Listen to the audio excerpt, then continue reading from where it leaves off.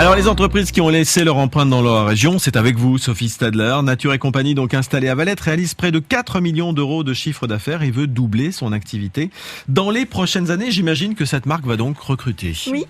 Nature et compagnie est effectivement en pleine croissance. Elle a donc déjà beaucoup recruté ces dernières années. Il y a 2 ans, il n'était encore qu'une quinzaine de salariés et ils sont quand même aujourd'hui 35. Et ce n'est pas fini puisque le site s'agrandit et que vous l'avez dit, la production va doubler d'ici 2020.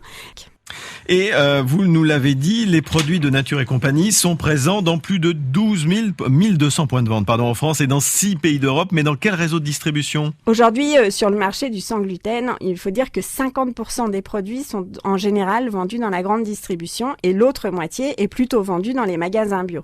Or, Nature et compagnie a fait le pari de ne pas du tout être présente massivement dans la grande distribution.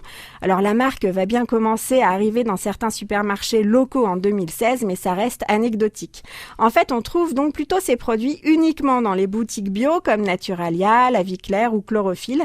Et est-ce que la marque est engagée en matière de responsabilité sociétale, par exemple ? Oui, en même temps, quand on fabrique des produits qui portent des labels bio, le label de l'Association française des intolérants au gluten, et on est forcément un peu obligé de s'engager.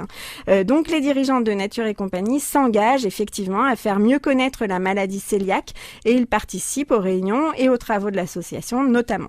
Et puis plus localement et du côté sportif, Nature et compagnie soutient aussi quelques clubs comme le club de triathlon de Saint-Sébastien. Merci Sophie, on vous retrouve lundi.